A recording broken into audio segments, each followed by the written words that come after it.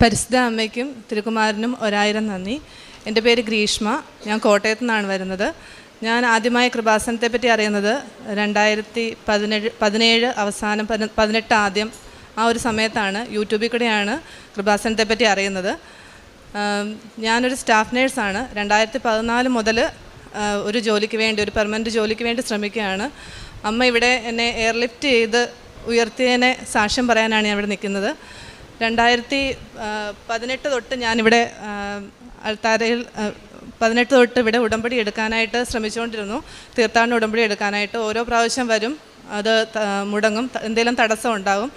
അങ്ങനെ 2022 ഞാൻ പുറത്തോട്ട് പോകാനായിട്ട് ഒരു ഏജൻറ്റിൻ്റെ അടുത്ത് ഒമാൻ MOHൻ്റെ കാര്യത്തിന് വേണ്ടിയിട്ട് ഞാൻ എൻ്റെ സർട്ടിഫിക്കറ്റ്, ബയോഡേറ്റ അങ്ങനെയെല്ലാം കൊടുത്തു.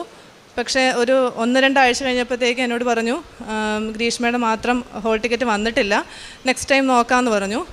അങ്ങനെ ആകെ സങ്കടപ്പെട്ടിരിക്കുന്ന സമയത്ത് എന്താ ചെയ്യേണ്ടതെന്ന് അറിയത്തില്ല. പക്ഷേ പ്രത്യക്ഷീകരണ പ്രാർത്ഥന ചെല്ലുന്നുണ്ട്, വെളുപ്പിനെ എഴുന്നേറ്റ് പ്രാർത്ഥന ചൊല്ലുന്നുണ്ട്, എല്ലാ കാര്യങ്ങളും ചെയ്യുന്നൊക്കെയുണ്ട്, ബൈബിൾ വായിക്കുന്നുണ്ട്. പക്ഷേ ഒന്നും നടക്കുന്നില്ല. അങ്ങനെ ഒരു ദിവസം അച്ഛനെ സ്വപ്നം കണ്ടു. ഞാനിവിടെ കൃപാസനത്തിലാണ്. അച്ഛനോട് ഞാൻ കാര്യങ്ങൾ പറയാൻ തുടങ്ങുന്നതിന് മുമ്പ് തന്നെ അച്ഛൻ എന്നോട് പറഞ്ഞു, എന്നെ അടി എന്നുള്ളൊരു സ്നേഹത്തോടു കൂടി ചോദിച്ച് എന്നോട് പറഞ്ഞു, പെട്ടെന്ന് മുട്ട് കുത്താൻ പറഞ്ഞു. ഞാൻ മുട്ട് കുത്തി. അച്ഛൻ തലയെ കൈവച്ച് ഡെലിവറൻസ് എന്ന് ഉറക്കെ പറഞ്ഞു.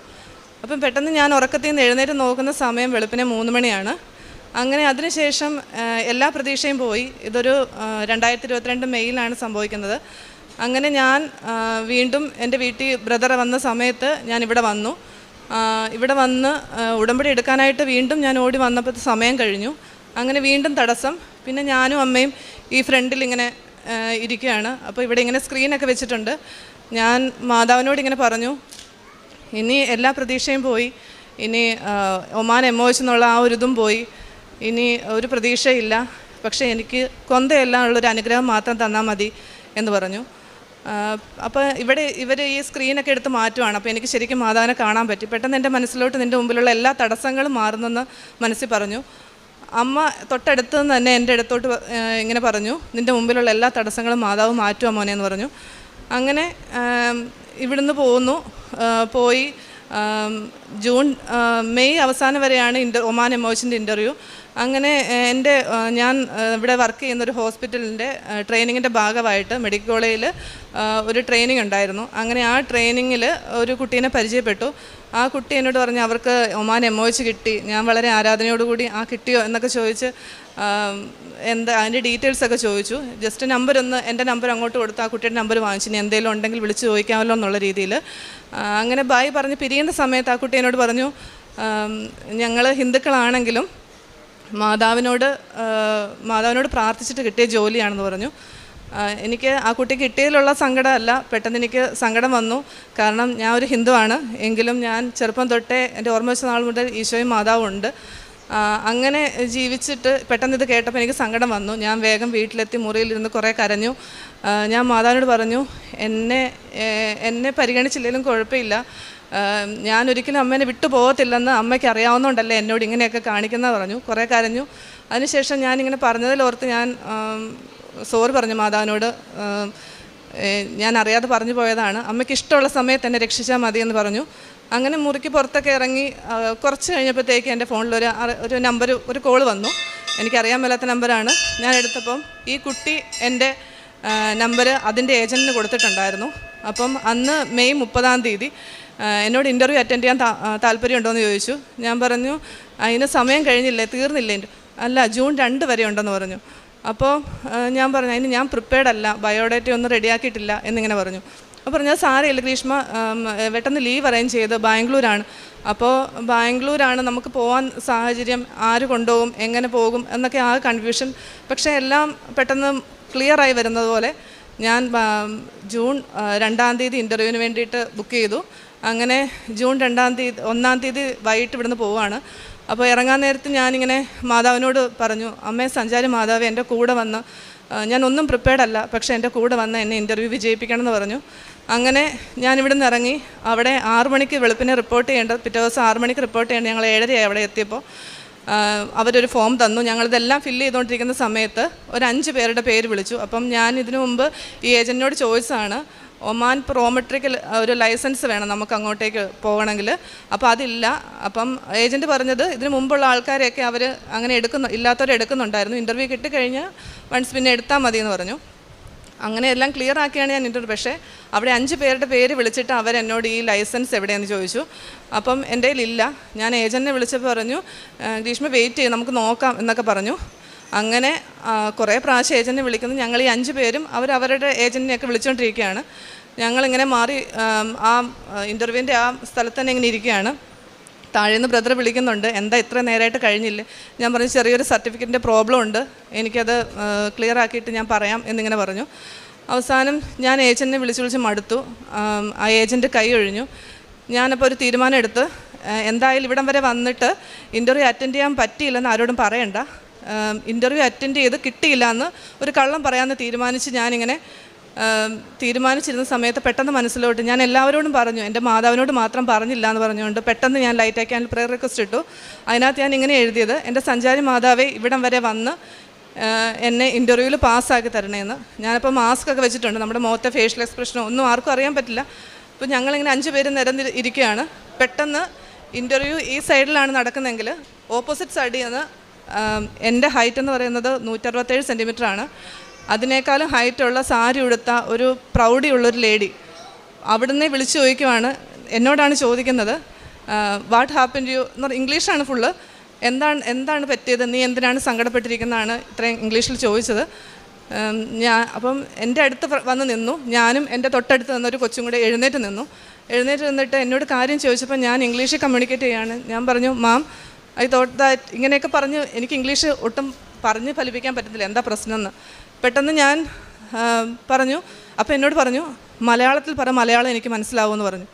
ഞാൻ പറഞ്ഞു, ഈ പ്രോമെട്രിക്കിൻ്റെ സർട്ടിഫിക്കറ്റ് ഇല്ലാത്ത കാരണം അവർ അറ്റൻഡ് ചെയ്യിപ്പിക്കുന്നില്ല. കഴിഞ്ഞ ദിവസങ്ങളിലൊക്കെ അറ്റൻഡ് ചെയ്യിപ്പിക്കുന്നുണ്ടായിരുന്നു, ഇന്ന് അവർക്ക് ഓൾറെഡി ആൾക്കാരായി, അതുകൊണ്ട് അവരിന്ന് പാക്കപ്പ് ചെയ്യുകയാണ്, അതുകൊണ്ട് അവർ അറ്റൻഡ്. പെട്ടെന്ന് എന്നോട് ഇതൊന്നും കേൾക്കുന്നുണ്ടോ എന്ന് എനിക്കറിയത്തില്ല. ഞാൻ എൻ്റെ ഈ പേപ്പറെ നോക്കിയാണ്, എൻ്റെ ആ ഫോം ഫില്ല് ചെയ്ത പേപ്പറെ നോക്കി ഇതൊക്കെ പറയുന്നത്. പക്ഷേ എന്നോട് പറഞ്ഞു, ഇത്ര നിസ്സാര കാര്യത്തിനാണോ നീ വിഷമിക്കുന്നത്, പോയി മിടുക്കായിട്ട് പോയി ഇൻ്റർവ്യൂ അറ്റൻഡ് ചെയ്ത് ഓൾ ദി വെരി ബെസ്റ്റ് എന്ന് പറഞ്ഞിട്ട് പോയി. പെട്ടെന്ന് ഇവരങ്ങ് പോയി. ഞാൻ എന്താ സംഭവം, എന്താ ഇപ്പോൾ ഇവിടെ നടക്കുന്നതെന്ന് പോലും എനിക്ക് മനസ്സിലാകുന്നില്ല. ഞാൻ തൊട്ടടുത്ത് കുട്ടിയോട് ചോദിച്ചു, ഇതാരാ ഈ വന്നേ, ഇതെന്തിനാ ഇവർ നമ്മളോട് ചോദിക്കുന്നത്? കാരണം അത്രയും ഒരു കുട്ടികളുടെ ഇടയ്ക്ക് നമ്മുടെ തൊട്ടടുത്ത് വേറെ ഇൻ്റർവ്യൂവിന് അറ്റൻഡ് ചെയ്യാനുള്ള കുട്ടികളുമുണ്ട്, പ്രോബ്ലം ഇല്ലാത്ത പ്രശ്നമില്ലാത്ത കുട്ടികളും ഒക്കെ വന്നിരിപ്പുണ്ട്. അപ്പം നമുക്കറിയത്തില്ല, നമ്മൾ മാറ്റിയിരുത്തിയാന്ന് ഒരാൾക്കും മനസ്സിലാവില്ല. അപ്പം ഈ കുട്ടി പറഞ്ഞു, അതെന്തെങ്കിലും ബിസിനസ് ഡീൽ നടത്തുന്ന ആളായിരിക്കും എന്നിങ്ങനെ പറഞ്ഞു. അപ്പോൾ ഞാൻ പറഞ്ഞു, ബിസിനസ് ഡീൽ നടത്തുന്ന ആളായിരിക്കും എന്ന് പറഞ്ഞു. ഞാൻ ചോദിച്ചു, അവരെന്തിനാ നമ്മളോട് ഇങ്ങനെ വന്ന് ചോദിച്ചതെന്ന് ചോദിച്ചു. പെട്ടെന്ന് ആ കുട്ടി ഇങ്ങനെ പറഞ്ഞു, എനിക്കറിയത്തില്ല എന്ന് പറഞ്ഞുകൊണ്ട് അത് വീണ്ടും ഏജൻറ്റിനെ വിളിക്കുകയാണ്. ഞാൻ പെട്ടെന്ന് പറഞ്ഞു, എൻ്റെ മനസ്സിൽ പറഞ്ഞു, എൻ്റെ അമ്മ മാതാവാണെങ്കിൽ ഞാൻ ഈ ഇൻ്റർവ്യൂ അറ്റൻഡ് ചെയ്യുകയും ചെയ്യും, പാസ്സാവുകയും ചെയ്യും എന്ന് പറഞ്ഞു. അപ്പം നമ്മളെ മാറ്റി നിർത്തിയ ഒരാൾ ഒരു 2 സെക്കൻഡിനകം അകത്തുനിന്ന് വന്നിട്ട് ഓപ്പോസിറ്റ് സൈഡിൽ നിന്ന് വന്നിട്ട് പറഞ്ഞു, ഒരു കാര്യം ചെയ്യും, നിങ്ങളെല്ലാവരും ഇൻ്റർവ്യൂ അറ്റൻഡ് ചെയ്യിപ്പിക്കാം എന്ന് പറഞ്ഞു. അങ്ങനെ ഇൻ്റർവ്യൂ അറ്റൻഡ് ചെയ്യാനായിട്ട് നമ്മളെ വിളിച്ച സമയത്താണ് അകത്തുനിന്ന് ഒരു ഒമാനി ലേഡി ഇറങ്ങി വന്നിട്ട് ഭയങ്കരമായിട്ട് ഷൗട്ട് ചെയ്യുന്നു. കാര്യം എന്താണെന്ന് എനിക്ക് മനസ്സിലായില്ല. പക്ഷേ അവർ പറയുന്നത് ചീറ്റ് ചെയ്യുകയാണ് എന്നൊക്കെ പറഞ്ഞുകൊണ്ട്, കാരണം നമ്മുടെ കൂടെ നിൽക്കുന്ന പിള്ളേർ കഴിഞ്ഞ ദിവസം വന്ന് ഇൻ്റർവ്യൂ ഏജൻറ്റുമാർ അവരെ ഇൻ്റർവ്യൂവിന് അറ്റൻഡ് ചെയ്ത് ഫെയിലായിട്ട് അവർ വീണ്ടും ഇന്ന് വന്നിരിക്കുന്നതാണ്. അപ്പോൾ എന്നോട് ചോദിച്ചപ്പോൾ ഞാൻ പറഞ്ഞു, ഞാൻ ഫസ്റ്റ് ടൈമാണ് ബാംഗ്ലൂർ വരുന്നത്, ഞാൻ ജെന്യൂനാണ് എന്നിങ്ങനെ പറഞ്ഞു. അവർ ഇൻ്റർവ്യൂ അറ്റൻഡ് ചെയ്തോളാൻ പറഞ്ഞു. എന്നെ ഒരു ഡോക്ടറാണ് ഇൻ്റർവ്യൂ അറ്റൻഡ് ചെയ്യിപ്പിച്ചത്. ഞാൻ അകത്ത് കയറി. ഇംഗ്ലീഷ് തൊട്ടുമുമ്പ് ഞാൻ ഒട്ടും പറയാതിരുന്ന, വെപ്രാളപ്പെട്ട് ഒന്നും പറയാൻ പറ്റാതിരുന്ന ഞാൻ അകത്ത് കയറി ഏറ്റവും നല്ലൊരു ഇൻട്രൊഡക്ഷൻ പറഞ്ഞു. ചോദിച്ചതിനെല്ലാം ആൻസർ പറഞ്ഞു, ECG വരച്ച് കാണിക്കാൻ പറഞ്ഞു, എല്ലാം ചെയ്തു. യു ആർ സെലക്റ്റഡ് എന്ന് പറഞ്ഞു. എനിക്കിപ്പോഴും വിശ്വസിക്കാൻ പറ്റുന്നില്ല എന്താ സംഭവിച്ചെന്ന്. എൻ്റെ പാസ്പോർട്ട് അവിടെ നിന്ന് എടുത്തോ, കോൺട്രാക്റ്റ് സൈൻ ചെയ്തു, അങ്ങനെ എല്ലാ കാര്യവും ഞാൻ ചെയ്തു. പക്ഷേ എല്ലാം ഈ യാന്ത്രികമായിട്ട്, കാരണം എൻ്റെ മനസ്സിൽ മുഴുവനും ഈ എൻ്റെ മുമ്പിൽ വന്ന ആളായിരുന്നു. താഴെ വന്ന് ബ്രദറിനോട് ചോദിച്ചു, ഞാൻ ഇവിടെ സാരി ഉടുത്തു. അപ്പോൾ പറഞ്ഞു, ഇത്രയും വലിയൊരു ഹോട്ടലിൽ സാരി ഉടുത്ത ഒരാളോ എന്നിങ്ങനെ ചോദിച്ചു. അങ്ങനെ സഞ്ചാരി മാതാവിൻ്റെ ഒരു വലിയ അത്ഭുതമാണ്. ഏറ്റവും സീറോയിൽ നിന്ന് ടൈം ഷോർട്ടനിങ് തന്നെയായിരുന്നു മാതാവിൻ്റെ ഒരു ഇടപെടൽ. അതിന് അമ്മയ്ക്ക് 1000 നന്ദി പറയും. ഇതാണ് എൻ്റെ ആദ്യത്തെ സാക്ഷ്യം. അങ്ങനെ ഞാൻ ഒമാനിൽ പോയി. ഏറ്റവും നല്ലൊരു സ്ഥലത്താണ് ഞാൻ ചെന്നത്, സോഹാർ എന്ന് പറഞ്ഞ സ്ഥലത്താണ്. അങ്ങനെ അവിടെ ഞാൻ ഓപ്പറേഷൻ തിയേറ്ററിലാണ് വർക്ക് ചെയ്യുന്നത്. അവിടെ നിന്നുകൊണ്ട് നമുക്ക് കോൺട്രാക്ട് പ്രകാരം 2 വർഷം വർക്ക് ചെയ്യാം. പക്ഷേ അതിൽ കഴിഞ്ഞും നമുക്ക് വർക്ക് ചെയ്യുന്നതിന് കുഴപ്പമില്ല. പക്ഷേ വൺസ് ഒമാനൈസേഷൻ വന്നു കഴിഞ്ഞാൽ നമുക്ക് അവിടുന്ന് പോരേണ്ടി വരും. അപ്പം അതും നമുക്കൊരു ഉറപ്പില്ല. പക്ഷേ വർഷങ്ങളായിട്ട് ജോലി ചെയ്യുന്നവരുമുണ്ട്. അപ്പോൾ ആ സമയത്താണ് എനിക്ക് OET എഴുതണം എന്നൊരാഗ്രഹം. ചിലപ്പോൾ ഒരു അതിമോഹമായിരിക്കും, അമ്മ മര്യാദയ്ക്കൊരു ജോലി തന്നതാണ് എങ്കിലും OET എഴുതണം എന്നൊരാഗ്രഹം. അതുവരെ ഞാൻ തീർത്ഥാടന ഉടമ്പടി എനിക്കിവിടെ എടുക്കാൻ പറ്റിയിട്ടില്ലായിരുന്നു. ഞാൻ ഫസ്റ്റ് ലീവിന് വന്ന സമയത്ത് ഞാനിവിടെ വന്ന് തീർത്ഥാടന ഉടമ്പടി എടുത്തു. ഉടമ്പടിയിലെ ആദ്യത്തെ നിയോഗം എനിക്ക് OET ഫസ്റ്റ് ചാൻസ് കിട്ടണം തന്നെയാണ്. എന്ത് ധൈര്യത്തിലാണ് അങ്ങനെ എഴുതിയെന്നറിയത്തില്ല. ഞാൻ എഴുതി ഇവിടുന്ന് പോയി. പിന്നെ ഏത് കോച്ചിങ് സെൻറ്ററിൽ ചേരണം എന്നുള്ളതായിരുന്നു. ഞാൻ പല കോച്ചിങ് സെൻറ്ററിലും ഞാൻ വിളിച്ചു ചോദിച്ചു. പക്ഷേ എനിക്കൊരു തീരുമാനം എടുക്കാൻ പറ്റുന്നില്ല. അമ്മയോട് ഞാൻ ചോദിച്ചു, അമ്മേ ഞാൻ എവിടെ പഠിക്കണം എന്നിങ്ങനെ ചോദിച്ചു. സെപ്റ്റംബർ 28-ാം തീയതി 2023 ഞാൻ ഇവിടെ ഉടമ്പടി എടുക്കുന്നത്, തീർത്ഥാടന ഉടമ്പടി. അതിനുശേഷം ഞാൻ ഒമാനിൽ തിരിച്ചു പോയി. ഒക്ടോബർ മാസം ഫുള്ള് ഞാൻ എന്താ ചെയ്യേണ്ടത്, നമുക്കൊരു സെൻറ്റർ എവിടെയാണ് കോച്ചിങ്ങിന് ചേരേണ്ടതെന്ന് നമുക്കറിയത്തില്ല. അവസാനം എൻ്റെ ഒരു ഫ്രണ്ട് പറഞ്ഞു, നീ ഒരു കാര്യം ചെയ്യും, വിഷ്ണുപ്രിയ എന്ന് പറഞ്ഞൊരു കുട്ടി എൻ്റെ ക്ലാസ്സിൽ തന്നെ പോസ്റ്റ് BSc പഠിച്ചതാണ്. അങ്ങനെ ആ കുട്ടി OET പാസ്സായതാണ്, നീ അവളോട് ചോദിക്കുക എന്ന് പറഞ്ഞു.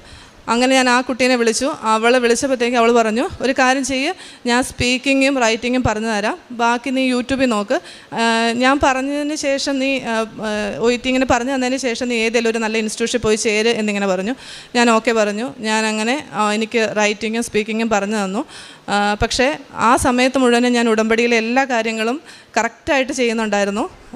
അരമണിക്കൂർ ബൈബിൾ വായിക്കുക, രാവിലെ പ്രത്യക്ഷീകരണ പ്രാർത്ഥന, അത് കഴിഞ്ഞ് കൊന്ത എത്തിക്കും. അതിനുശേഷം കുർബാന, ഞാൻ ഹിന്ദു ആണെങ്കിൽ പോലും കുർബാന ഓൺലൈനായിട്ട് കണ്ട് അരൂപിയിൽ ഈശോയെ സ്വീകരിക്കുമായിരുന്നു. അങ്ങനെ ഇത്രയും സമയങ്ങളൊക്കെ നമുക്ക് പ്രാർത്ഥനയ്ക്കും കാര്യങ്ങൾക്കൊക്കെ ചില സാക്ഷ്യം കേൾക്കുമായിരുന്നു. പഠിക്കാനുള്ള സമയം എന്ന് പറയാനായിട്ടില്ലായിരുന്നു. പക്ഷേ ഞാനൊരു ഡേറ്റ് എടുക്കുന്നതിനെപ്പറ്റി തീരുമാനിച്ചില്ല. പക്ഷേ ഞാൻ ഇവിടെ നിന്ന് കൊണ്ടുപോയ പത്രത്തിൽ മാതാവിൻ്റെ ഒരു ഫോട്ടോയുണ്ട്. അതിൽ മാതാവിൻ്റെ ഹൃദയത്തിൻ്റെ അവിടെ ഞാൻ ജനുവരി 27 എന്ന് പറഞ്ഞൊരു ഡേറ്റ് ഇട്ട് പ്രാർത്ഥിച്ചു. അങ്ങനെ അതിലെന്നും വിശ്വാസ പ്രമാണം ചൊല്ലി ഉടമ്പടിത്തേലം തേച്ചു ഉപ്പിട്ട് പ്രാർത്ഥിച്ച് അങ്ങനെ എല്ലാം ഇരിക്കുമായിരുന്നു.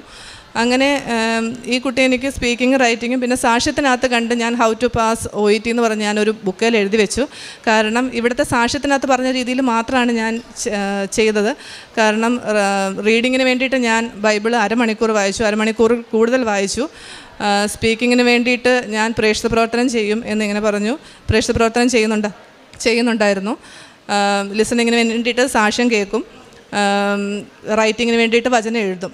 അങ്ങനെ ഒരു ദിവസം ഞാനിങ്ങനെ പത്രം എൻ്റെ കയ്യിലുള്ളത് കൊടുത്ത് തീർന്നായിരുന്നു. അപ്പോൾ ഇനിയും ചെയ്യാനായിട്ട് ഞാൻ സാക്ഷ്യങ്ങളൊക്കെ അയച്ചു കൊടുക്കുന്നുണ്ടായിരുന്നു. എങ്കിലും വീട്ടിൽ കുറച്ച് പത്രം ഇരിപ്പുണ്ടായിരുന്നു. ഞാനൊരു ദിവസം അമ്മേനെ വിളിച്ച് പറഞ്ഞു, അമ്മേ വീട്ടിൽ പത്രം ഇരിപ്പം. അപ്പോൾ അമ്മ പറഞ്ഞു, മോനെ ഞാൻ എങ്ങനെയാണ് കൊടുക്കുന്നത്, ഇവിടെ പാർട്ടിക്കാരുടെ ഏരിയയാണ്, എങ്ങനെ ഞാൻ കൊടുക്കും എന്നിങ്ങനെ പറഞ്ഞു. ഞാൻ പറഞ്ഞത് സാരമില്ല, അമ്മ കൊടുക്കാൻ പറഞ്ഞു. അങ്ങനെ ഞാനൊരു ദിവസം ചൊവ്വാഴ്ച ദിവസം ധ്യാനം കൂടിക്കൊണ്ടപ്പോഴത്തേക്കാണ് അച്ഛൻ വിളിച്ചു പറയുന്നത്, അവൾ അമ്മേനെ കൊണ്ട് പത്രം കൊടുപ്പിക്കാൻ നോക്കുന്നത്. പിന്നെ ഞാനത് നിർത്തി. അമ്മയോട് ഞാൻ വിളിച്ചു പറഞ്ഞു, വേണ്ട അങ്ങനെ കൊടുക്കണ്ട, ഞാനത് നാട്ടിൽ വന്നിട്ട് കൊടുത്തോളാം. ഞാനിവിടെ അവിടുന്ന് പ്രത്യക്ഷീകരണ പ്രാർത്ഥനയുടെ പ്രിൻ്റ് എടുത്ത് എല്ലാവർക്കും, എൻ്റെ കൂടെയുള്ള സ്റ്റാഫുമാർക്കും ആ ഹോസ്പിറ്റലിൽ വർക്ക് ചെയ്യുന്ന ഒരുമാതിരിപ്പെട്ട എല്ലാ സ്റ്റാഫിനും ഞാൻ കൊടുത്തു. അങ്ങനെ എല്ലാ കാര്യങ്ങളും ചെയ്തുകൊണ്ടിരിക്കുന്നതിനിടയ്ക്കാണ് നമ്മുടെ കൂടെയുള്ള OETയിൽ തന്നെ സ്റ്റാഫ് അവർ OET എഴുതാനായിട്ട് പോകുന്നുണ്ടെന്ന് പറഞ്ഞ് ഡേറ്റ് എടുത്തു എന്ന് പറഞ്ഞു. അപ്പോൾ അത് ജനുവരി 27 എനിക്ക് അതിശയായി. ഞാൻ പറഞ്ഞു, എന്നാൽ ഞാനും വരട്ടെ. അപ്പോൾ എന്നോട് ചോദിച്ചു, നീ പഠിക്കുന്നുണ്ടോ എന്ന് ചോദിച്ചു. ഞാൻ പറഞ്ഞു, ഇങ്ങനെയൊക്കെയാണ് ഞാൻ പഠിക്കുന്നത്, എങ്കിലും വരട്ടെ എന്ന് ചോദിച്ചുകൊണ്ട്. കാരണം ഇവർക്ക് ഈ പ്രാവശ്യം പോയി എഴുതിയാൽ കിട്ടും, എനിക്കിനി പിന്നീട് പോകണമെങ്കിലും ഈ സ്ഥലം എനിക്കൊന്ന് അറിയണം. അത് മസ്കറ്റിലാണ് സെൻറ്റർ. അങ്ങനെ ആ സ്ഥലം ഒന്നറിയാൻ വേണ്ടി ഞാൻ എന്തായാലും OET ബുക്ക് ചെയ്ത് കഴിഞ്ഞപ്പോഴത്തേക്കാണ് എനിക്കൊരു ഇതായത്. കാരണം ഞാൻ കാണിച്ച അഹങ്കാരമാണോ, കാരണം 35,000 രൂപയാണ് അതിൻ്റെ ഫീസ്. ഞാൻ ചാടിക്കയറി ഇതങ്ങനെ ചെയ്യണ്ടായിരുന്നു എന്ന് തോന്നി. കുറേ സങ്കടപ്പെട്ടു, കുറേ കരഞ്ഞു. എങ്കിലും അമ്മ ധൈര്യം തന്ന് ഞാൻ എന്നും എൻ്റെ നാവിൽ, എൻ്റെ തൊണ്ടയിൽ വിശുദ്ധ തൈലം വെച്ച് ഞാൻ കുരിശ് വരയ്ക്കുകയാണ്. കാരണം എനിക്ക് ഇംഗ്ലീഷ് സംസാരിക്കാനായിട്ട് ഭയങ്കര ബുദ്ധിമുട്ടായിരുന്നു. അങ്ങനെ വിഷ്ണുപ്രിയോട് ഞാൻ ഇങ്ങനെ എന്നെ പഠിപ്പിച്ച ആ കുട്ടിയോട് ഞാൻ പറഞ്ഞു, ഞാനിങ്ങനെ ഡേറ്റ് എടുത്തു. അപ്പോൾ പറഞ്ഞു, നീ ഡേറ്റ് എടുത്തോ? കാരണം അതിശയത്തോടു കൂടി ചോദിച്ചു. ആ സാരമില്ല, ഒരു എക്സ്പീരിയൻസ് ആവുമല്ലോ എന്നിങ്ങനെ പറഞ്ഞ് ഞാൻ അങ്ങനെ ഡേറ്റ് എടുത്തു. അങ്ങനെ എക്സാമിന് പോയി എൻ്റെ ഓരോ പേപ്പറും വിശദ ഉപ്പിട്ടാണ് കൊടുത്തത്. എക്സാം എല്ലാം കഴിഞ്ഞു. ഞാൻ അതിനുശേഷം റിസൾട്ടിന് വേണ്ടി വെയിറ്റ് ചെയ്തിരുന്ന സമയത്താണ് മനസ്സിൽ ജെറീക്കോ പ്രാർത്ഥന എന്ന് പറഞ്ഞുകൊണ്ട് അച്ഛൻ ഇവിടെ നേരത്തെ പണ്ടത്തെ യൂട്യൂബ് ചാനലുണ്ടായിരുന്നു, ഇവിടെ തന്നെ കൃപാസനം യൂട്യൂബ് ചാനലുണ്ട്, ജെറീക്കോ പ്രാർത്ഥന എൻ്റെ മനസ്സിലോട്ട് വന്നു. പക്ഷേ ഞാൻ താമസിക്കുന്ന താമസിക്കുന്ന ഒരു വില്ലയാണ്. എനിക്കിങ്ങനെ ചുറ്റും നിന്ന് ചൊല്ലാനായിട്ടുള്ള ഒരു സാഹചര്യമൊന്നുമില്ല അവിടെ. ഞാൻ ആ മാതാവിനോട് പറഞ്ഞു, അമ്മ എന്നെ കുറവുകളോട് തന്നെ എന്നെ സ്വീകരിക്കണേ. ഞാൻ എൻ്റെ മുറിയിൽ ജെറിക്കോ പ്രാർത്ഥന ചെല്ലുകയാണ്. ഞാൻ ഈശോയുടെ രൂപം എൻ്റെ ആ മുറിയുടെ നടുക്ക് വെച്ചു. കയ്യിൽ അമ്മയുടെ ഫോട്ടോ എടുത്ത് പിടിച്ചിട്ട് വാഗ്ദാന പേടകമായി ഞാനത് 7 പ്രാവശ്യം നടന്ന് കൊന്ത എത്തിച്ച് അങ്ങനെ അച്ഛൻ്റെ യൂട്യൂബ് ചാനലിലെ ആ ജെറിക്കോ പ്രാർത്ഥന അതും കൂടി അങ്ങനെ ഇതെല്ലാം എത്തിച്ച് എൻ്റെ റിസൾട്ട് വരുന്നതിന് ഒരു തിങ്കളാഴ്ചയാണ്, ഫെബ്രുവരി 12 തോന്നുന്നു, ആ ഒരു തിങ്കളാഴ്ച റിസൾട്ട് വരുമെന്ന് പറഞ്ഞു. പക്ഷേ വന്നില്ല. പിറ്റേ ദിവസം ചൊവ്വാഴ്ച. അപ്പം ഞാൻ ഇതിനു മുമ്പ് തന്നെ എൻ്റെ സാക്ഷ്യം ഞാൻ എഴുതി. ഞാൻ ഒരു 10 വർഷം എടുത്ത് എഴുതിയെന്ന് പറഞ്ഞാൽ എനിക്ക് UIT കിട്ടില്ല. ഒരു 10 തവണ എഴുതിയെന്ന് പറഞ്ഞാൽ എനിക്ക് കിട്ടില്ല. ഒരു 0 മെറിറ്റ് നിൽക്കുന്ന സമയത്ത് അമ്മയുടെ ഗ്രേസ് കൊണ്ട് മാത്രമേ കിട്ടാൻ ചാൻസ് ഉള്ളൂ. അതുകൊണ്ട് ഞാൻ എൻ്റെ സാക്ഷ്യം ഫുള്ള് ഞാനൊരു പേപ്പറിലോട്ട് എഴുതി. അതായത് എനിക്ക് UIT കിട്ടുന്നതായിട്ടുള്ള കാര്യം വരെ ഞാൻ എഴുതി. അതിനുശേഷം ഞാൻ പിറ്റേ ദിവസം ഇടാം. ഞാൻ അപ്പം എപ്പോഴും സ്റ്റാറ്റസ് ഇടുമായിരുന്നു. നന്ദി എന്ന് പറഞ്ഞൊരു പാട്ട് ഞാനത് ഷോർട്സ് സ്റ്റാറ്റസായിട്ട് ഇടാനായിട്ട് റെഡിയാക്കി വെച്ചു. പിന്നെ ഒരു അമ്മയുടെ ഫോട്ടോയിൽ thank you for always being my mother എന്ന് പറഞ്ഞുകൊണ്ട് ടൈപ്പ് ചെയ്ത് അതും ഞാൻ എൻ്റെ പ്രൊഫൈൽ പിക്ചർ ആക്കും. എക്സാം തോറ്റെന്ന് പറഞ്ഞാലും ഞാൻ അങ്ങനെ ആക്കുമെന്ന് പറഞ്ഞ് ഞാനിട്ടു. കാരണം ഞാനങ്ങനെ വിശ്വസിച്ചു, ഞാൻ ജയിക്കും തന്നെ വിശ്വസിച്ചു. റിസൾട്ട് വന്നു. എൻ്റെ കൂടെയുള്ള ചേച്ചിമാർ വിളിച്ചിട്ട് പറഞ്ഞു, എന്നോട് കൺഗ്രാറ്റ്സ് പറഞ്ഞു. ഞാനോട്ട് പറ്റിക്കാൻ വേണ്ടി പറയുന്നതെന്നാണ് ഓർത്തത്. പക്ഷേ അമ്മ എനിക്ക് അയർലൻഡ് സ്കോർ തന്ന് അനുഗ്രഹിച്ചു. അതിനുശേഷം ഞാൻ ഈ അയർലൻഡ് പ്രോസസ്സിങ് ഭയങ്കര പാടാണ്. എനിക്കിതിനെപ്പറ്റി ഒരു ഐഡിയ ഇല്ല. ഭയങ്കര കോംപ്ലിക്കേറ്റഡ് ആണ്. അതിൻ്റെ പേപ്പർ വർക്കുകളൊക്കെ ഭയങ്കരമാണ്.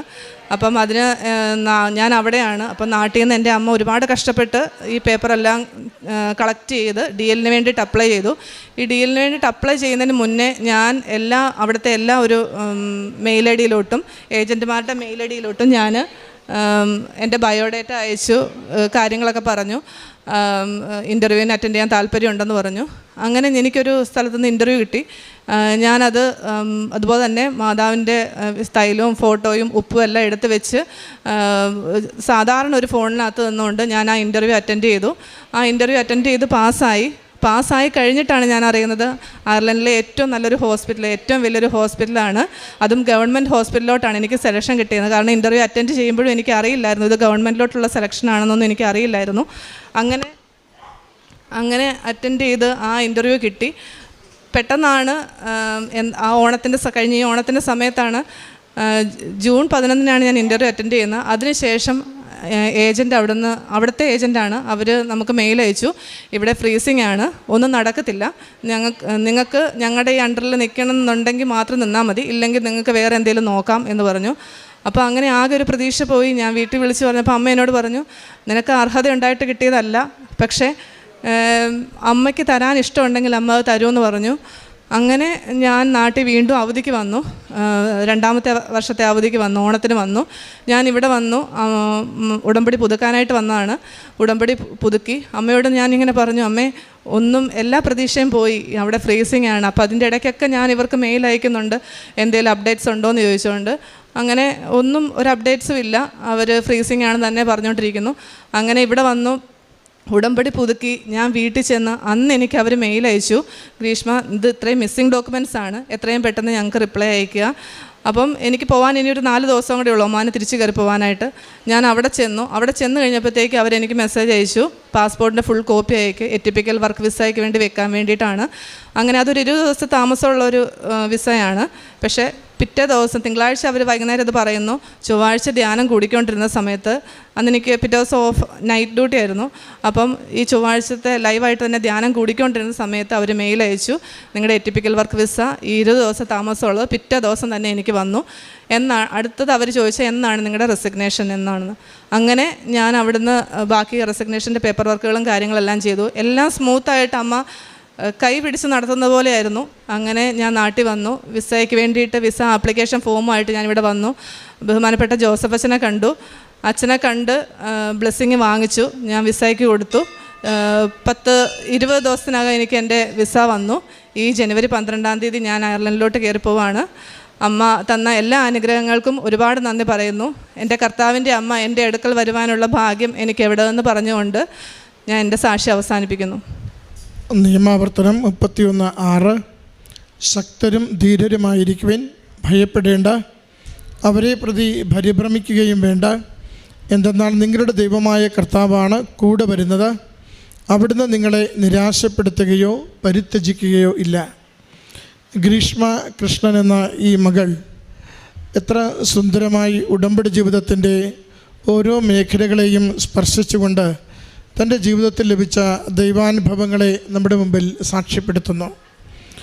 അമ്മ മാതാവിനെക്കുറിച്ച് കുഞ്ഞുനാൾ മുതൽ അറിഞ്ഞിരുന്ന ഒരു മകൾ പിന്നീട് പരിശുദ്ധമ്മയുടെ സംരക്ഷണയിൽ ജീവിതത്തെ മുന്നോട്ട് നയിച്ചൊരു മകൾ ഓൺലൈൻ ഉടമ്പടിയിലൂടെ പരിശുദ്ധമ്മയോട് കൃപാസന മാതാവിനോട് സവിശേഷമാംവിധം ഒരു ബന്ധത്തിലേക്ക് ചേർന്ന് നിന്ന ഒരു മകൾ. അത് ബാംഗ്ലൂരിൽ അവൾ ചെന്ന ഒരു ഇൻ്റർവ്യൂ, ഒമാനിലേക്കുള്ള ഇൻ്റർവ്യൂ, അതകത്ത് പ്രവേശിക്കുവാനാവാതെ നിരന്തരമായ തടസ്സങ്ങൾ വരുമ്പോൾ ആ സമയത്താണ് അവൾ ഓൺലൈൻ ഉടമ്പടി എടുത്തുകൊണ്ട് ലൈറ്റ് എ ക്യാൻഡിൽ പ്രെയർ ഇട്ടുകൊണ്ട് സഞ്ചാരി മാതാവ് എത്രയും വേഗം എൻ്റെ അരികിലെത്തി എന്നെ സഹായിക്കണം എന്നൊരപേക്ഷ എഴുതുന്നത്. മകൾ പറയുന്നുണ്ട്, അതിനു മുമ്പ് 2-3 തവണ ഇവിടെ വന്നു, ഓരോ തവണയും ഉടമ്പടി എടുക്കുവാൻ വേണ്ടി പരിശ്രമിച്ചു, എങ്കിലും ഓരോരോ തടസ്സങ്ങൾ കാരണം അത് നീങ്ങിപ്പോയി. ഉടമ്പടി എടുത്തില്ല എന്ന് കരുതി ഞാൻ പ്രാർത്ഥിക്കാതിരുന്നില്ല. ഞാൻ രാവിലെയുള്ള പ്രത്യക്ഷീകരണ പ്രാർത്ഥന ചൊല്ലുമായിരുന്നു, അച്ഛൻ്റെ ധ്യാനം കൂടുമായിരുന്നു, സാക്ഷ്യം കേൾക്കുമായിരുന്നു, ഞാൻ സന്ധ്യയ്ക്ക് പ്രാർത്ഥിക്കുമായിരുന്നു, ജപമാല ചൊല്ലുമായിരുന്നു. ഉടമ്പടിയിൽ എന്തൊക്കെയാണോ ആവശ്യപ്പെട്ടിരുന്നത് അത് മുഴുവനും ചെയ്തുകൊണ്ട് ഉടമ്പടി എടുത്തില്ലെങ്കിലും ഞാൻ അമ്മ മാതാവിൻ്റെ മകളായി ജീവിതം മുന്നോട്ട് നയിച്ചു കൊണ്ടിരുന്നു. മകൾ പറയുന്നുണ്ട്, അവിടെ സാരി ഉടുത്തൊരു സ്ത്രീ വന്ന് അവളോട് കാര്യങ്ങൾ തിരക്കുകയും അവൾക്ക് ഇൻ്റർവ്യൂവിൽ പങ്കെടുക്കുവാൻ പറ്റില്ല എന്ന് പറയുന്ന സ്ഥാനത്ത് അകത്ത് കയറി ഇൻ്റർവ്യൂവിനുള്ള സാധ്യതകൾ ഒരുക്കി കൊടുക്കുകയും മറ്റെല്ലാവരിൽ നിന്നും അവളെ മാത്രം സെലക്ട് ചെയ്തുകൊണ്ട് ആ വിദേശത്തുള്ള ജോലിക്ക് വേണ്ടി തിരഞ്ഞെടുക്കുകയും ചെയ്തത്.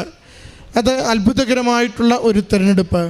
ഡോക്യുമെൻറ്റ്സ് ഇനിയും കയ്യിൽ വേണം, പരീക്ഷ ഇനിയും പാസ്സാകണം, എങ്കിലും അതൊക്കെ അവിടെ ചെന്ന് ചെയ്തെടുത്താൽ മതി എന്ന ഗ്യാരൻറ്റിയുടെ പുറത്ത് മകൾക്ക് വിദേശത്തേക്ക് പോകുവാൻ സമയച്ചുരുക്കത്തിൻ്റെ അമ്മ ഒരല്പ ദിവസങ്ങൾ പോലും അല്പ നിമിഷങ്ങൾ പോലും പാഴാക്കാതെ അത്ഭുതകരമായി മകളെ തിരഞ്ഞെടുത്തതാണ് സൂചിപ്പിച്ചത്. പിന്നീട് വിദേശത്ത് ജോലി ചെയ്യുന്ന നാളുകളിൽ തന്നെ, ഒമാനിൽ ജോലി ചെയ്യുന്ന നാളുകളിൽ തന്നെയാണ് OET പഠിക്കുവാനും യൂറോപ്യൻ രാജ്യത്ത് പോകുവാനുമുള്ള ഒരാഗ്രഹം മകൾക്ക് വരിക. അപ്പോൾ എവിടെ പഠിക്കണം, ഏത് ഇൻസ്റ്റിറ്റ്യൂട്ടിൽ ചേരണം എന്നിങ്ങനെയുള്ള ആശയക്കുഴപ്പങ്ങളും പ്രയാസങ്ങളുമൊക്കെ മകൾ അനുഭവിക്കുന്നുണ്ട്. കൂടെയുള്ള മറ്റൊരു സഹോദരി തന്നെ, കൂട്ടുകാരി തന്നെയാണ് കുറച്ച് കാര്യങ്ങൾ പറഞ്ഞു കൊടുക്കാമെന്ന് അറിയിക്കുകയും അങ്ങനെ കുറച്ച് കാര്യങ്ങൾ പറഞ്ഞു കൊടുക്കുകയും ചെയ്യുന്നു. ഉടമ്പടിയിൽ ആഴപ്പെടുന്നതനുസരിച്ച് പുതിയ നന്മകളാണ് മകൾക്ക് ലഭിക്കുന്നത്. ഡേറ്റിട്ട് പ്രാർത്ഥിക്കുവാൻ തീരുമാനിക്കുന്നു. ജനുവരി 27 എന്ന ഡേറ്റിട്ട് മകൾ പരീക്ഷയ്ക്ക് വേണ്ടി പ്രാർത്ഥിക്കുന്നു.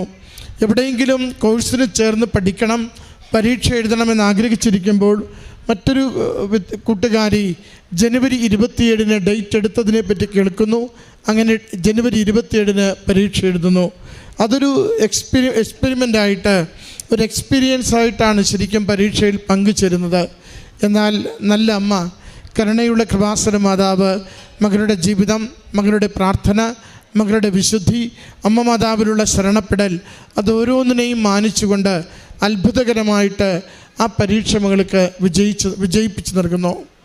പിന്നീട് വിസ പ്രോസസ്സ് തുടങ്ങുമ്പോഴും അതും സുഗമമായി മുന്നോട്ട് നയിക്കുകയും മകൾക്ക് വിസ ലഭിച്ചുകൊണ്ട് അടുത്ത ദിവസം വിദേശത്ത് അയർലൻഡിൽ പോകുവാനുള്ള എല്ലാ സാഹചര്യങ്ങളെയും ഒരുക്കി കൊടുക്കുകയും ചെയ്യുന്നു. മകൾ പറഞ്ഞ സുദീർഘമായ ഈ സാക്ഷ്യത്തിൽ മകളുടെ വാക്കുകളിൽ മുഴുവനുമുള്ളത് അമ്മ മാതാവിനോടുള്ള സ്നേഹം, നിരന്തരം അമ്മയോട് കമ്മ്യൂണിക്കേഷൻ ചെയ്യുന്ന, സംസാരിക്കുന്ന മകളുടെ ഒരു സ്വാതന്ത്ര്യം, അമ്മയോട് ചോദിക്കുന്നതൊക്കെയും തക്ക സമയത്ത് ലഭിക്കുകയും വലുതായി വരുന്ന പ്രതിസന്ധികളെ വേഗത്തിൽ അത് മാറ്റിക്കൊടുത്തുകൊണ്ട് മുന്നോട്ട് പോകുവാനുള്ള സംരക്ഷണം അമ്മ ഒരുക്കി കൊടുക്കുന്നതിൻ്റെ നിരന്തരമായ സാന്നിധ്യത്തെയാണ് സാക്ഷ്യപ്പെടുത്തുക. മകൾ പറയുന്നുണ്ട്, ഒരു ദിനം ഉറക്കത്തിൽ ജോസഫ് അച്ഛനെ കാണുന്നു, പ്രാർത്ഥിക്കുന്നു. അച്ഛൻ ഡെലിവറൻസ് എന്ന വാക്ക് പറയുന്നു. അത് അന്ന് വരെയുള്ള പല കെട്ടുപാടുകൾ, ജോലിക്ക് വേണ്ടിയുള്ള അന്വേഷണങ്ങൾക്കുള്ള തടസ്സങ്ങൾ, അത് മാറുന്നതായി മകൾ കാണുന്നുണ്ട്. അടുത്ത ദിവസം കൃപാസനത്തിനിവിടെ പ്രാർത്ഥനയ്ക്ക് വേണ്ടി എത്തുമ്പോൾ മകൾ കാണുന്നത് ഉടമ്പടി എടുക്കുവാൻ ആഗ്രഹിച്ചു വരുന്നു. ഉടമ്പടി എടുക്കുന്ന സമയം കഴിഞ്ഞു പോകുന്നു. പക്ഷെ മകൾ ഇവിടെ വന്ന് ദേവാലയത്തിൽ ഉടമ്പടി എടുക്കുവാൻ സാധിച്ചില്ലല്ലോ എന്നോർത്ത് പ്രാർത്ഥിക്കുമ്പോൾ ജപമാല ചൊല്ലുവാൻ വേണ്ടി എനിക്ക് തീഷ്ണത തരണമേ എന്നാണ് മകൾ പ്രാർത്ഥിക്കുന്നത്. അപ്പോൾ ഒരു കാര്യം മകൾ പറയുന്നുണ്ട്, ഞാൻ നോക്കുമ്പോഴുണ്ട് അച്ഛനെ കാണുവാൻ വേണ്ടി ഈ പാർട്ടീഷൻ ചെയ്തിരുന്ന തൂണുകളൊക്കെ എടുത്തു മാറ്റുന്നു. ഉടനെ അടുത്തിരുന്ന അമ്മ മകളോട് പറയുന്നു, മകളെ തടസ്സങ്ങളൊക്കെ മാറുകയാണ്. ഇത് ഉടമ്പടി ജീവിതത്തിലെ ഒരു പ്രത്യേകതയാണ്. നമ്മൾ അമ്മ മാതാവിൻ്റെ കരങ്ങളിൽ നിയോഗം സമർപ്പിച്ച് പ്രാർത്ഥിച്ചു കൊണ്ടിരിക്കുമ്പോൾ നമുക്ക് കൃത്യമായ നിർദ്ദേശങ്ങളും സന്ദേശങ്ങളും അമ്മ കൈമാറിക്കൊണ്ടിരിക്കും. അത് ആ സന്ദേശങ്ങളെയും നിർദ്ദേശങ്ങളെയും തിരിച്ചറിയുവാനും അതനുസരിച്ച് ജീവിതത്തെ ക്രമപ്പെടുത്തുവാനും നമ്മൾ ശ്രദ്ധിക്കുമ്പോഴാണ് അതെല്ലാം അനുഗ്രഹത്തിലേക്കുള്ള വഴിയായി മാറുക. ഇത് മാറിക്കൊണ്ടിരിക്കുമ്പോൾ മകൾ തിരിച്ചറിയുന്നു, തലേന്ന് താൻ വിടുതലിനെക്കുറിച്ച് കേട്ടു, ഇവിടെ ഇതാ തടസ്സങ്ങൾ മാറിക്കൊണ്ടിരിക്കുന്നു. ബാംഗ്ലൂരിൽ ചെല്ലുമ്പോൾ ഒരു സ്ത്രീ വന്ന്, ഒന്നും ചോദിക്കേണ്ടാത്തൊരു സ്ത്രീ വന്ന് അവളോട് ചോദിക്കുന്നു, കാര്യം തിരക്കുന്നു, കാര്യം പറയുന്നു. ഇത്ര നിസ്സാരമാണോ കാര്യമെന്ന് പറഞ്ഞ് അകത്തേക്ക് പോകുന്നു. അവൾ പിന്നീട് ഇൻ്റർവ്യൂവിൽ ജോലിക്ക് വേണ്ടി തിരഞ്ഞെടുക്കപ്പെടുന്നു. നോക്കുക, ഓരോന്നും അമ്മ നൽകുന്ന ദൂതന്മാരെ അയക്കുമ്പോൾ, സന്ദേശങ്ങൾ കൈമാറുമ്പോൾ, അവയെ വിവേചിച്ചറിഞ്ഞുകൊണ്ട് അതനുസരിച്ച് നമ്മുടെ ജീവിതത്തെ ക്രമപ്പെടുത്തുമ്പോൾ അത് ദൈവിക കൃപയ്ക്ക്, അമ്മ മാതാവിൻ്റെ സംരക്ഷണത്തിന്, ആഗ്രഹിച്ച് പ്രാർത്ഥിക്കുന്ന നിയോഗങ്ങളുടെ വേഗത്തിലുള്ള സംലഭ്യതയ്ക്ക് നമുക്ക് കാരണമായി തീരുന്നു. അതിനെയാണ് മകൾ വാക്കുകളിലൂടെ ഇവിടെ സാക്ഷ്യപ്പെടുത്തുക. മകൾക്ക് ലഭിച്ച എല്ലാ നല്ല ദൈവാനുഭവങ്ങൾക്കും നമുക്ക് നന്ദി പറയാം. നല്ല വിശ്വാസ ജീവിതത്തിന് നമുക്ക് നന്ദി പറയാം. അവൾ ഒരു അക്രൈസ്തവ മകളാണ് എങ്കിലും എത്ര കണ്ട് ഈശോയോടുള്ള സ്നേഹത്തിൽ, പരിശുദ്ധ അമ്മയിലുള്ള ശരണത്തിൽ ജീവിതത്തെ നയിക്കുന്നുവെന്ന് വാക്കുകളിൽ വെളിപ്പെടുത്തുകയാണ്. മകൾക്ക് ലഭിച്ച എല്ലാ ദൈവാനുഭവങ്ങൾക്കും നന്ദി പറഞ്ഞുകൊണ്ട് കരങ്ങളടിച്ച് ഈ സാക്ഷ്യം നമുക്ക് അമ്മ മാതാവിനും തിരുക്കുമാരനും സമർപ്പിക്കും. ഈശോ മിശിഹായ്ക്ക് സ്തുതിയായിരിക്കട്ടെ. 2004 ഡിസംബർ 7 തീയതി ഉച്ച കഴിഞ്ഞ് 2:30 പരിശുദ്ധ അമ്മ ജീവനോടെ പ്രത്യക്ഷപ്പെട്ട ഈ അൾത്താരയിൽ നിന്നുകൊണ്ട് തന്നെ എനിക്കൊരു സാക്ഷ്യം പറയാൻ ഭാഗ്യം ലഭിച്ചതിന് ആദ്യമായി ഈശോയ്ക്കും പരിശുദ്ധ അമ്മയ്ക്കും കോടാനുകോടി നന്ദി പറയുകയാണ്. എൻ്റെ പേര് സോളിക്കുട്ടി തോമസ്. ഞാൻ അധ്യാപികയാണ്. Ramapuram saint Augustine's Forane church ഇടവകാംഗമാണ്.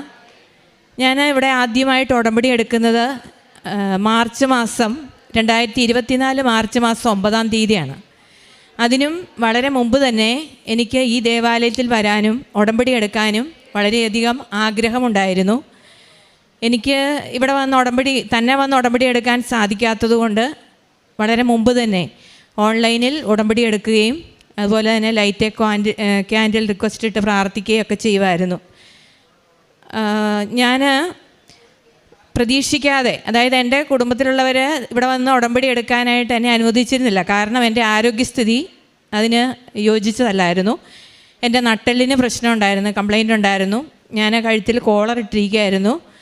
അപ്പോൾ ഇവിടെ വന്ന് ഉടമ്പടി എടുത്തു കഴിഞ്ഞാൽ ഈ ഉടമ്പടിയുടെ നിബന്ധനകളൊക്കെ പാലിക്കാൻ എനിക്ക് സാധിക്കില്ലെന്ന് അറിയാവുന്നതുകൊണ്ടാണ് അവരെന്നെ ഈ ഉടമ്പടി എടുക്കാനായിട്ട് അനുവദിക്കാതിരുന്നത്. അപ്പോഴാണ് കഴിഞ്ഞ 2023 സെപ്റ്റംബർ മാസം എൻ്റെ ഹസ്ബൻഡ് തന്നെ പറഞ്ഞ് നമുക്കെല്ലാവർക്കും കൂടെ ഇവിടെ വരാമെന്ന് പറഞ്ഞുകൊണ്ട് ഞങ്ങളങ്ങനെ ഒരുമിച്ച്, എനിക്ക് 3 മക്കളാണുള്ളത്, ഞങ്ങൾ 5 പേരും കൂടെ ഒരുമിച്ച് ഈ ദേവാലയത്തിലേക്ക് പോന്നു.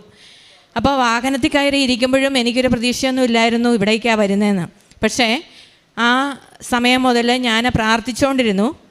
എനിക്ക് ഉള്ളിൽ ഭയങ്കര സന്തോഷമാണ്, പക്ഷേ പുറത്തോട്ട് കാണിച്ചില്ല. കാരണം ഇവിടെ വരുമോ എന്നുള്ള പ്രതീക്ഷ എനിക്കില്ലായിരുന്നു. അപ്പം ഞാൻ പ്രത്യേകം പ്രാർത്ഥിച്ചിരുന്നതെന്ന് പറഞ്ഞാൽ, എനിക്ക് 5 വയസ്സിൽ, ഞാൻ 5 വയസ്സുള്ള സമയത്ത് എന്നെ ഒരു പട്ടി ഓടിച്ച് അന്ന് മുതൽ എനിക്ക് ഫിറ്റ്സ് വരുമായിരുന്നു. അപ്പോൾ സ്കൂളിൽ പഠിക്കുന്ന കാലത്തെല്ലാം നിരന്തരം ഞാൻ മരുന്ന് കഴിച്ചുകൊണ്ടിരുന്ന ആളാണ്. അതിനുശേഷം കോളേജിലെത്തിയപ്പോഴും വീണ്ടും ഇങ്ങനെ അസുഖം വന്നു. വിവാഹശേഷവും വന്നു. ഞാൻ അധ്യാപികയായിട്ട് ജോലിയിൽ പ്രവേശിക്കുന്ന സമയത്തും വന്നു. അതുകൊണ്ട് തന്നെ നിരന്തരം മരുന്ന് കഴിച്ചുകൊണ്ടിരുന്നു. എന്നാൽ ഈ അടുത്ത നാളുകളിലൊക്കെ ഫിറ്റ്സ് എന്ന് പറയുന്ന ആ തീവ്രമായിട്ടുള്ള അവസ്ഥയിലല്ല, പക്ഷേ എനിക്ക് കണ്ണിലിരുട്ട് കയറും. കണ്ണിലിരുട്ട് കയറി കഴിഞ്ഞ് കഴിഞ്ഞാൽ പിന്നെ എനിക്ക് ഭയങ്കര തലവേദനയും അസ്വസ്ഥതയും വയ്യായികയൊക്കെയാണ്.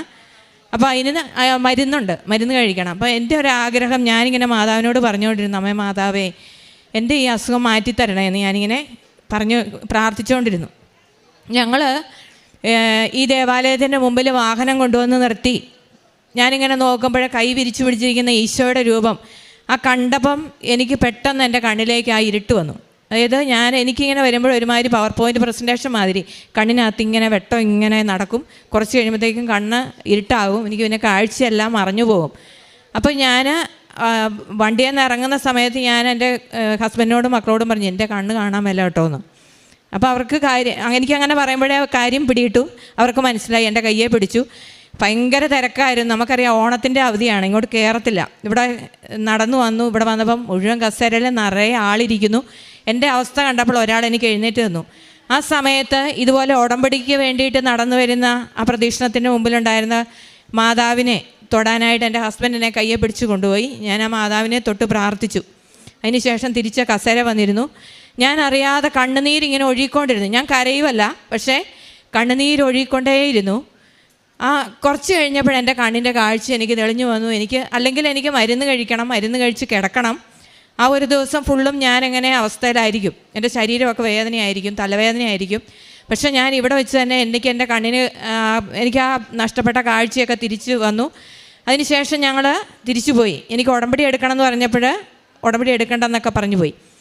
എന്തായാലും ഞാൻ വീട്ടിൽ തിരിച്ചു ചെന്നു.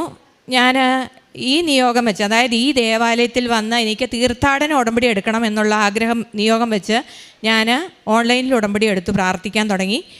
അതിന് ശേഷമാണ്, അതായത് സെപ്റ്റംബറിലാണ് ഈ സംഭവം. അതിന് ശേഷം മാർച്ച് മാസം 9-ാം തീയതി ഞാനിവിടെ വന്ന് ഉടമ്പടി എടുത്തു. ഉടമ്പടി എടുക്കുന്ന സമയത്ത് എൻ്റെ നട്ടെല്ല് വയ്യ. നട്ടെല്ലിന് ഓപ്പറേഷൻ വേണമെന്ന് ഡോക്ടർ പറഞ്ഞിരുന്നു. അതായത് തേയ്മാനം വന്ന് സ്പൈനൽ കോഡ് ഞെരുങ്ങിയിട്ട് കഴുത്തിൻ്റെ ഭാഗത്തിനും തേയ്മാനമാണ്, നടുവിൻ്റെ ഭാഗത്തിനും തേയ്മാനമാണ്, ഓപ്പറേഷൻ വേണം. കഴുത്തെ കോളർ ഇട്ടേക്കാണ്.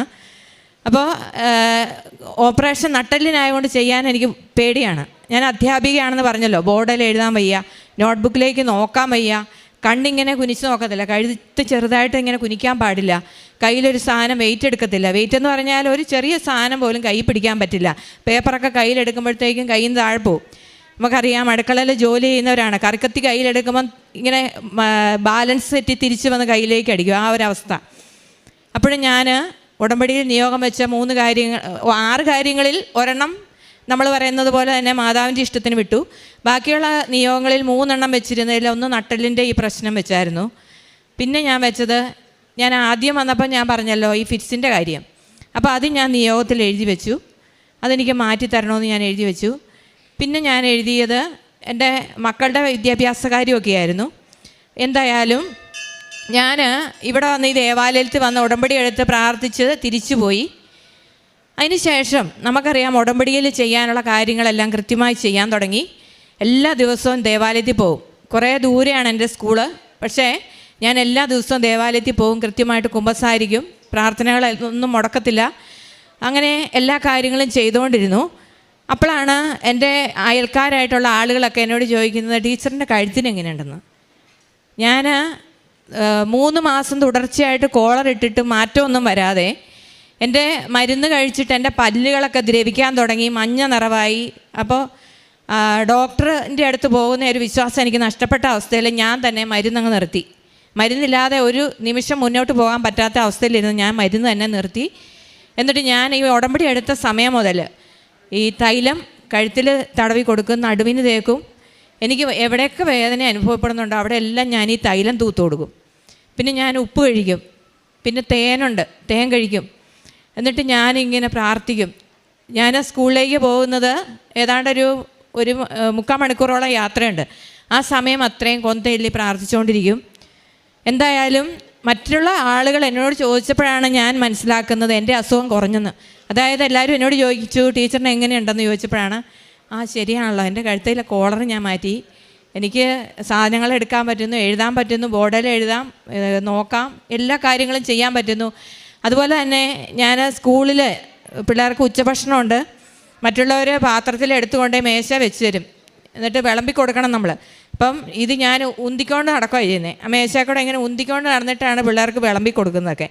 അപ്പോൾ ഇതൊക്കെ മാറി എന്നൊക്കെ ഞാൻ മനസ്സിലാകുന്നത് മറ്റുള്ളവർ എന്നോട് ചോദിച്ചപ്പോഴാണ്. അപ്പം എനിക്ക് ആ സമയത്തുണ്ടായ സന്തോഷം വർണ്ണനാതീതമാണ്. ഞാൻ ദൈവത്തിന് അത് ഓർക്കുമ്പോൾ ഇപ്പോഴും ദൈവത്തിന് ഇവിടെ നിന്നുകൊണ്ട് ഈശോയ്ക്കും പരിശുദ്ധ അമ്മയ്ക്കും കോടാനുകോടി നന്ദി പറയുകയാണ്. എൻ്റെ അസുഖം അത് പൂർണ്ണമായും മാറിയെന്ന് തന്നെ വേണം പറയാൻ. ഞാൻ ഡോക്ടറിൻ്റെ അടുത്തേക്ക് പോയിട്ടില്ല. പിന്നെ എനിക്കുള്ള കാര്യം എന്ന് പറഞ്ഞാൽ എൻ്റെ കാലിൻ്റെ മുട്ട് സ്റ്റക്കായിട്ടിരിക്കുക, അനക്കമില്ല. ഒരു സ്റ്റൂളയിലിരിക്കാനോ ഒന്നും പറ്റത്തില്ല. പള്ളിയിലൊക്കെ ചെന്ന് കഴിഞ്ഞാൽ ഞാനിങ്ങനെ നിൽക്കണം, മുഴുവൻ സമയം നിൽക്കണം, ഇരിക്കത്തില്ല, നിൽക്കുക തന്നെയാണ്. കുർബാനയുടെ എല്ലാ ഭാഗങ്ങളിലും അങ്ങനെ തന്നെ. ഇപ്പം ഞാൻ നിയോഗത്തിൽ എഴുതിയായിരുന്നു, എനിക്ക് വിശുദ്ധ കുർബാനയിൽ പങ്കെടുക്കുമ്പോൾ ഇരിക്കേണ്ട സമയത്ത് ഇരിക്കാനും, മുട്ടിന്മേൽ നിൽക്കേണ്ടപ്പോൾ മുട്ടിന്മേൽ നിൽക്കാനും, എഴുന്നേറ്റ് നിൽക്കേണ്ടപ്പോൾ എഴുന്നേറ്റ് നിൽക്കാനും പറ്റുന്നതിന് വേണ്ടിയിട്ട് അമ്മയെ സഹായിക്കണേ ഈശോയെ എന്നൊക്കെ പറഞ്ഞ് ഞാനിങ്ങനെ പ്രാർത്ഥിച്ചുകൊണ്ടിരുന്നു. ഞാൻ അങ്ങനെ തന്നെയായിരുന്നു നിയോഗം എഴുതി വെച്ചിരുന്നത്. ഞാൻ എല്ലാ ദിവസവും ദേവാലയത്തിൽ പോകുമ്പോൾ ഞാൻ കൃത്യമായിട്ട് പ്രാർത്ഥനകളിൽ പങ്കെടുക്കുമ്പോൾ ഇപ്പോൾ മുട്ടിന്മേൽ നിൽക്കേണ്ട സമയത്ത് മുട്ടിന്മേൽ നിൽക്കാനും, എഴുന്നേറ്റ് നിൽക്കേണ്ടപ്പോൾ എഴുന്നേറ്റ് നിൽക്കാനും, ഇരിക്കേണ്ട സമയത്ത് ഇരിക്കാനും എനിക്ക് പറ്റുന്നുണ്ട്. അത് എൻ്റെ ഈ കൃപാസനം അമ്മയും ഈശോയും എനിക്ക് തന്ന വലിയ അനുഗ്രഹമാണെന്ന് ഞാൻ അറിയുന്നു. അമ്മയ്ക്കും തിരുക്കുമാരനും നന്ദി പറയുകയാണ്. അതുപോലെ തന്നെ ഞാൻ പാട്ട് പാടുന്ന ആളാണ്.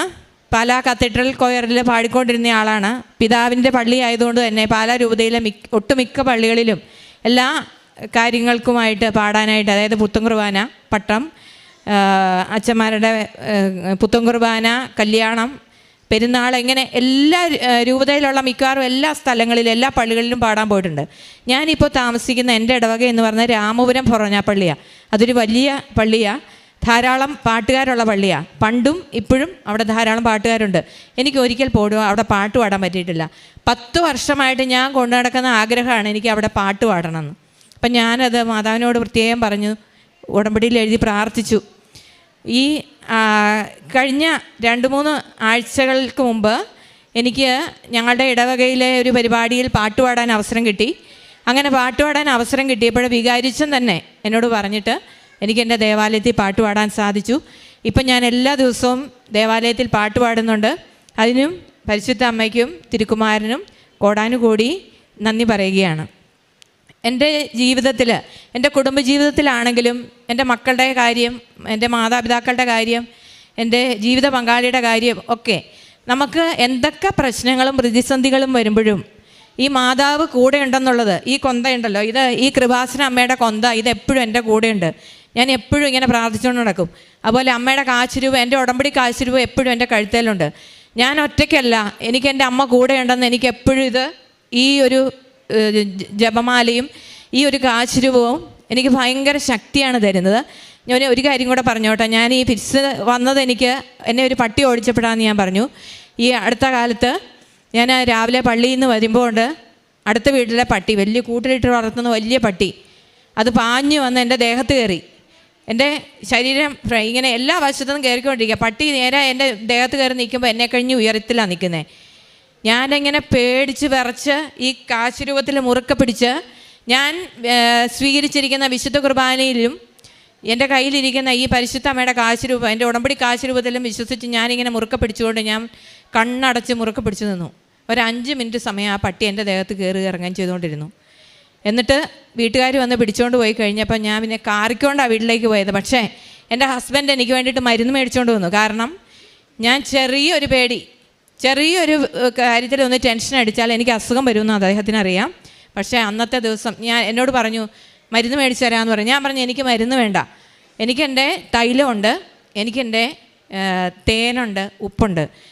എനിക്ക് എന്ത് രോഗം വന്നാലും, എൻ്റെ വീട്ടിലുള്ളവർക്കും എൻ്റെ സ്കൂളിൽ ഞാൻ പഠിപ്പിക്കുന്ന കുഞ്ഞുങ്ങൾക്ക് വന്നാലും അവർക്കൊക്കെ ഞാൻ ഇത് തൊട്ട് തേച്ച് അവർക്ക് കഴിക്കാനും ഒക്കെ കൊടുത്ത്, അപ്പോൾ എൻ്റെ ആ വിശ്വാസം എന്നെ രക്ഷിച്ചു.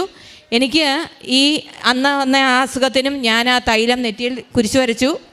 ഞാൻ വിശ്വാസപൂർവ്വം ഉപ്പ് കഴിച്ചു, വിശ്വാസത്തോടുകൂടി തേൻ കഴിച്ചു.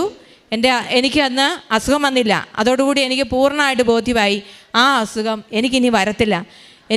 എൻ്റെ അസുഖം അമ്മ മാതാവ് എടുത്ത് കളഞ്ഞെന്ന് ഞാൻ പൂർണ്ണമായിട്ടും വിശ്വസിക്കുന്നു. ദൈവത്തിന് കോടാനുകോടി നന്ദി പറയുന്നു. ഞാൻ ഈ ഉടമ്പടിയിൽ എടുത്തതിന് ശേഷം കാരുണ്യ പ്രവൃത്തിയായിട്ട് ചെയ്യുന്നത്, ഞങ്ങളുടെ അടുത്തൊരു വൃദ്ധസദനമുണ്ട്. അവിടെ അമ്മച്ചിമാരെ കുളിപ്പിക്കാനും ഒക്കെ പോകുന്നുണ്ടായിരുന്നു. അതുപോലെ തന്നെ മരുന്ന് മേടിക്കാനൊക്കെ പൈസ ഇല്ലാത്തവർക്കൊക്കെ മരുന്ന് മേടിച്ചു കൊടുക്കുക, അതിനൊക്കെ പൈസ കൊടുക്കുക. പിന്നെ ഭക്ഷണം ഇല്ലാത്തവർക്കൊക്കെ ഭക്ഷണം മേടിക്കാൻ പൈസ കൊടുക്കുകയൊക്കെ ചെയ്യുമായിരുന്നു. ആശുപത്രിയിലൊക്കെ പോയി രോഗികളെ കാണാനൊക്കെ പോയിട്ടുണ്ട്. പിന്നെ പ്രേക്ഷിത പ്രവർത്തനം എന്ന് പറയുന്നത് നമ്മുടെ പത്രം എല്ലാ മാസവും ഞാനിവിടെ വരും. എല്ലാ മാസവും 2 സെറ്റ് പത്രം അല്ലെ 3 സെറ്റ് പത്രം മേടിച്ചുകൊണ്ട് പോവും. എന്നിട്ട് അത് കൊണ്ടുപോയി എല്ലാവർക്കും കൊടുക്കും. അത് കൊടുക്കുമ്പം ഞാൻ വീട്ടിൽ ചെന്ന് കഴിഞ്ഞാൽ ഇത് ഞാൻ മടക്കിയിട്ട് ഞാൻ തൈലം തൊട്ട് എല്ലാത്തേലും കുരിശ് വരയ്ക്കും. ഓരോ പത്രവും എടുത്ത് കുരിശ് വരച്ച് പ്രാർത്ഥിച്ച് അവർക്ക്, അതായത് ഞാൻ ഈ കൊടുക്കുന്ന പത്രം വാങ്ങിക്കുന്ന ആൾക്കാർക്ക് എന്തെങ്കിലും രോഗസൗഖ്യം കിട്ടണം, അവരുടെ ആവശ്യങ്ങളൊക്കെ നിറവേറ്റി കൊടുക്കണമെന്ന് പറഞ്ഞ് പ്രാർത്ഥിച്ചിട്ടാണ് ഞാൻ കൊടുക്കുന്നത്. അപ്പോൾ ഈ പത്രം കൊടുക്കുന്നത് എനിക്കൊരു ബുദ്ധിമുട്ടായിട്ട് തോന്നിയിട്ടേ ഇല്ല. പിന്നെ ഒരു കാര്യമുള്ളത്, ഒരു പ്രാവശ്യം ഞാൻ ഞങ്ങളുടെ രാമൂരത്ത് ഇഷ്ടംപോലെ ബംഗാളികളുണ്ട്, അവർക്ക് കൊടുക്കാമെന്ന് വിചാരിച്ച് ഞാൻ ഇവിടുന്ന് 2 പാക്കറ്റ് ബംഗാളി പത്രം മേടിച്ചുകൊണ്ട് പോയി. പക്ഷേ അവരാരും ആ പത്രം സ്വീകരിച്ചില്ല. അപ്പം വീട്ടിലത് വെച്ചേക്കാനും വേറെ ആരും സ്വീകരിക്കാതിരിക്കുന്നതും കൊണ്ട് ഞാൻ അതേപടി ഇവിടെ വന്ന് ഞാൻ അവരോട് പറഞ്ഞു, ഇന്ന ഉണക്ക് ഞാൻ കൊടുത്തിട്ട് ആരും വാങ്ങിച്ചില്ല എന്ന് പറഞ്ഞപ്പോൾ അവരത് തിരിച്ച് വാങ്ങിച്ചു വെച്ചു. അങ്ങനെ അത് മാത്രം എനിക്ക് കൊടുക്കാൻ പറ്റാതിരുന്നിട്ടുള്ളൂ. ബാക്കി എല്ലാ കാര്യവും കൃത്യമായിട്ട് ചെയ്യുന്നു. ബാക്കി നമ്മളോട് പറഞ്ഞിരിക്കുന്ന നിബന്ധനകളെല്ലാം കൃത്യമായിട്ട് ഞാൻ പാലിക്കുന്നുണ്ട്. അപ്പോൾ എനിക്കിങ്ങനെ ഈ അൾത്താരയിൽ നിന്നുകൊണ്ട് ദൈവത്തിനും നന്ദി പറയാനായിട്ട്, പരിശുദ്ധ അമ്മയ്ക്ക് വേണ്ടി സാക്ഷ്യം പറയാനായിട്ട് സാധിച്ച ഈ അവസരത്തെ ഓർത്ത് ദൈവത്തിനും കോടാനുകോടി നന്ദി പറയുന്നു. ദൈവമേ സ്തോത്രം, ദൈവമേ നന്ദി. യെശയ്യാ പ്രവാചകൻ്റെ പുസ്തകം 61:10 തിരുവചനം അരുളി ചെയ്യുന്നു, ഞാൻ കർത്താവിൽ അത്യധികം ആനന്ദിക്കും, എൻ്റെ ആത്മാവ് എൻ്റെ ദൈവത്തിൽ ആനന്ദം കൊള്ളും. വരൻ പുഷ്പമാല്യം അണിയുന്നത് പോലെയും വധു ആഭരണഭൂഷിതയാകുന്നത് പോലെയും അവിടുന്ന് എന്നെ രക്ഷയുടെ ഉടയാടകൾ ധരിപ്പിക്കുകയും നീതിയുടെ മേലങ്കി അണിയിക്കുകയും ചെയ്തു. സോളിക്കുട്ടി തോമസ് നമ്മോട് തൻ്റെ അനുഭവങ്ങൾ പങ്കുവയ്ക്കുമ്പോൾ തിരുവചനങ്ങൾ അരുളി ചെയ്യുന്നത് പോലെ രക്ഷയുടെ ഉടയാടകൾ ധരിപ്പിച്ച് നീതിയുടെ മേലങ്കി അണിയിച്ച് ഉടമ്പടി എങ്ങനെയാണ് വ്യക്തികളെ അവരുടെ ശാരീരികമായ അസ്വസ്ഥതകൾ, അതുപോലെ തങ്ങളുടെ ഓരോ ചെറിയ ആഗ്രഹം പോലും നിറവേറ്റുന്നതിന് എങ്ങനെയാണ് ഉടമ്പടി നമുക്ക് നമ്മുടെ കൂടെ ഉടമ്പടി ദൈവം വാഗ്ദാനമായിട്ട് നമ്മുടെ കൂടെ സഞ്ചരിക്കുക. ഇന്ന് ഇവിടെ സാക്ഷ്യം പറയുന്നത് ജീവിതത്തിൻ്റെ പല നിലകളിലുള്ളവരാണ്. താനൊരു അധ്യാപികയാണ്. തൻ്റെ ജീവിതത്തിൽ ഈ അധ്യാപക വൃത്തിയിലും എങ്ങനെയാണ് ഈ മകള് ഉടമ്പടി ജീവിതം നയിക്കുക, ഇന്ന് തൻ്റെ കുഞ്ഞുങ്ങൾക്ക് പഠിപ്പിക്കുന്ന കുട്ടികൾക്ക് വേണ്ടിയിട്ട് ഉടമ്പടി നേർച്ച വസ്തുക്കൾ ഉപയോഗിക്കുന്നു. അതുപോലെ തനിക്ക് കിട്ടിയ രോഗസൗഖ്യങ്ങൾ, വർഷങ്ങളായിട്ട് തനിക്കുണ്ടായിരുന്ന പലതും അകാരണമായിട്ട് പിടികൂടിയ ഭയം, അതിൽ നിന്നുണ്ടായ ഫിറ്റ്സ്, അപ്പോൾ ഇങ്ങനെയുള്ള ഓരോ കാര്യങ്ങളും പിന്നീട് എങ്ങനെ തനിക്ക് വന്ന ആ ഭയം, അതുമൂലം എങ്ങനെ അസുഖം വന്നോ അങ്ങനെ തന്നെ ഒരു സാഹചര്യത്തിലൂടെ അത് മാറുന്നതാണ് നാം കാണുക. അങ്ങനെ ഉടമ്പടി നേർച്ച വസ്തുക്കൾ തൻ്റെ ജീവിതത്തിൽ എത്രമാത്രം തനിക്ക് ഔഷധമാണ് എന്നുള്ളതാണ് സോളി ഇവിടെ പറയുക. അതുപോലെ തനിക്ക് കിട്ടിയ ഓരോ കൃപകൾക്കും കാരുണ്യ പ്രവർത്തനങ്ങൾ, പ്രേക്ഷിത പ്രവർത്തനം ഇതുവഴിയായി ദൈവത്തെ മഹത്വപ്പെടുത്തിക്കൊണ്ട് നന്മ ചെയ്ത് മറ്റുള്ളവരിൽ കർത്താവിനെ കണ്ടുകൊണ്ട് ശുശ്രൂഷിക്കുകയാണ്. തൻ്റെ ജീവിതത്തിൽ തനിക്ക് ലഭിച്ച എല്ലാ കൃപകൾക്കും ഈ മകൾ നന്ദി പറയുമ്പോൾ നമുക്കും കരങ്ങളടിച്ച് ദൈവത്തെ ആരാധിക്കാം. ഈശോയ്ക്കും അമ്മയ്ക്കും നന്ദി പറയാം.